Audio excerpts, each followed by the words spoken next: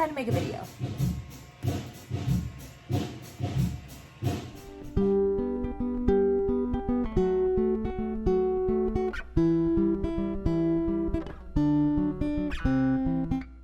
Okay, so today I'm going to be talking about basically the care team that is there to support kids who are in foster care, and specifically Miss A in our case.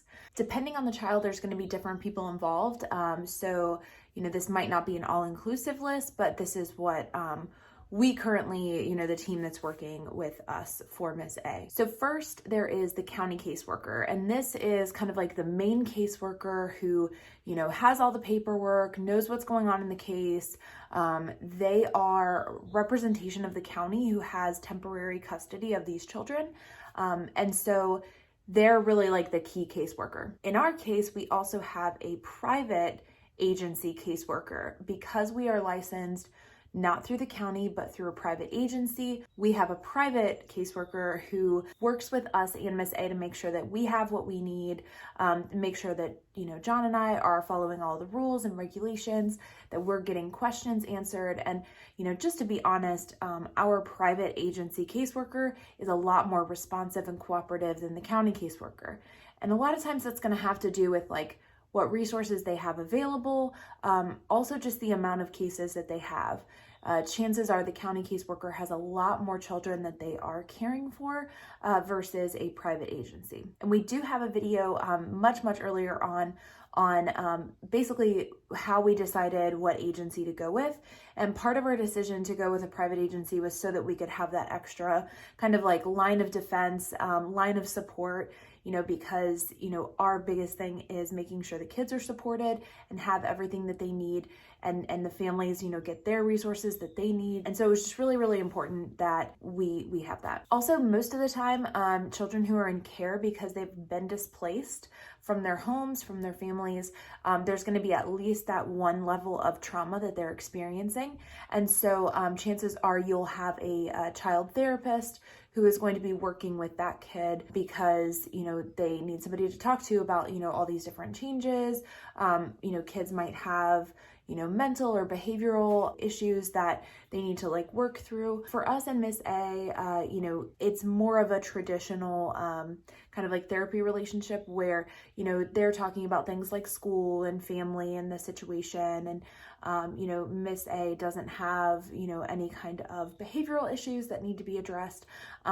So really, her therapist is there as a resource. She's able to have bi-weekly visits, but also she can call or text anytime that she needs it, and the therapist is there. Then there's also the guardian ad litem, and this is probably one of the most important people on the care team for a child who's in foster care. This is a prosecutor who is assigned by the court to represent the child. So in court, the guardian ad litem is the voice of the child. And so it's very important that this person knows what's going on with the child, what's going on in the case. And when we were there in court the one time, this person is really fighting and advocating for the child. A lot of times what ends up happening is the focus is on the adults. It might start to get a little bit messy. And so the guardian ad litem is there really to put the focus and the emphasis on the child and what's best for the child. In addition, you'll also hear that we mention the magistrate. So when we go to family court, which we are often allowed to be present for those court dates, the magistrate is the judge who basically is the person making the decisions on the family, where the parents are at, what the recommendation is for the children moving forward. And then there's also a prosecutor, and the prosecutor is going to be working with the county caseworker and the guardian ad litem, again, to advocate for the child, but really in a more legal sense. And, if the parents choose, they also can have attorneys representing them as they're going through family court. So as I mentioned in a previous video, leading up to our vacation to Arizona as a family, there was a lot of stuff that was getting messy. And what we ended up dealing with is leading up the week before we were going to be flying to Arizona from Ohio, we were told that Miss A couldn't go. And so that started this court situation where, the caseworker had to submit to the court and the magistrate to get approval to basically override the parents changing their mind that she shouldn't go, even though originally they said that it was okay. And for that video, I'll link that in case you missed it. I would go back and watch that first. What ended up happening is a couple of days before we were leaving, this whole craziness and chaos was happening.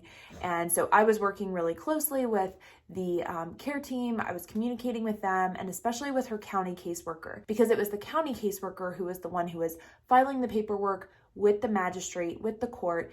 She would have been the first one to get any kind of an update. And what we ended up finding out is that the day that we got official approval from the court saying, regardless of what mom and dad say, Miss A can go on the trip. Can go on the trip. And I emphasize that because that's where things got a little bit messy, because Miss A's parents actually thought that even though she technically can go, that she was not going. And it caused a lot of tension. And what ended up happening is I got on the phone with the caseworker, and Miss A was with me. And so we were talking, and I explained, I know that it's been communicated that Miss A can go, but the family still thinks that she is not going. And no matter what I say, it's not getting through. And I'm requesting if you could just reach out to them. Now, Miss A's county caseworker, we have really had it out a few times, unfortunately. As much as I absolutely respect caseworkers and what they're doing, sometimes, it can be a grind, and you might have like a lot of cases. And so, sometimes it's easy to miss things. And honestly, my goal is always to advocate for the child who's in our home and make sure that things are happening in their best interest. And so I can get like a little bit fiery when I sense that that is not happening. And so with the county caseworker, I've seen that happen a few times, and I've had to really like take a stand and speak up because I'm not going to let, negative things impact Miss A when it really shouldn't be happening that way. So in this situation, like I said, we were on the phone, and I explained that there's a little bit of a miscommunication because the parents think that she is not going, even though that she's allowed, that she's not going. I told the caseworker, I said, hey, like, we're trying to maintain a really positive relationship with the parents. We're supporting reunification, supporting the family moving forward. I really do not want to be the person who has to tell her parents that, yes, she's getting on a plane and going on this trip. Well, the caseworker didn't like that, and she just kept repeating herself and saying that she had already told the parents, and she really didn't understand that, yes, you told the parents, but the parents are not understanding what's actually happening. There's a miscommunication. This typically happens when you have all these different people a part of a decision. Things can kind of, get lost in translation. So we went back and forth, and then finally I could tell I wasn't really getting through. And so I said, okay, I understand that you've been in communication with them, that you told them today that she can go on the trip. What I'm saying is that they believe that she is not going, and I am requesting, like I was very specific, I am requesting that you contact her parents again and let them know that she will be getting on the plane and going on this trip. Because if I'm the one who has to say that, the relationship is going to fracture. And that is when the caseworker started just kind of like barking almost and saying like, no, I am not going to call them again. And she refused to contact the parents again. And so John and I were in a situation where, like I said, like we're supporting the family, we're supporting her parents, we want what's best for Miss A. And so we knew that the trip was in her best interest. But we don't want to sit there and tell the parents like coming from us that it was our decision. It wasn't our decision. It was the court's decision. So once it was clear that she was not going to support Miss A, not support the family, not support us, and we just kept going back and forth, the conversation just kept escalating. And finally, I just said, okay, thank you. I understand that you're not here to support us. Have a good day. And I hung up the phone. And it probably wasn't my proudest moment. Probably could have handled that a little bit better. But I was just so frustrated that, someone in a position that they're supposed to be looking out for the child and for the family, and they basically were saying, no, I am not going to do anything more, even though this situation is what it is. So after that, I immediately called my private county caseworker and the guardian Ad Litem. I also left a message with the county caseworker's supervisor to let them know what had happened and how inappropriate I felt that it was that she was not there to support Miss A. And basically, because I was able to talk to our private agency caseworker and the guardian Ad Litem, they both agreed that it was an inappropriate way that the county caseworker was responding, and that it wasn't up to us to tell the parents that, she is getting on the plane tomorrow. They started taking action to make sure that the parents knew that the court went against their decision.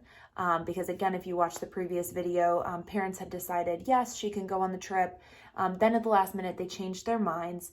And so the court actually overruled their decision and agreed that, Miss A should go on the trip. So a little bit messy of a situation. And again, I hope that this isn't a typical caseworker. I do know that the county caseworkers are under a lot of stress, a lot of deadlines. They have a lot of cases. And so by no means am I saying that, all caseworkers, this occurs. But this is just something that we have recently experienced. And, as much as I respect the people on, a kid's care team, I'm there to advocate for that child. And so I will do whatever it takes to make sure that their voice is heard. So since then, we've had a couple of conversations. It still is a little bit tense, but things just kind of blow over, and everybody here is, doing their best to make sure that things are working out for the family and for Miss A, and, and that's pretty much as you can do.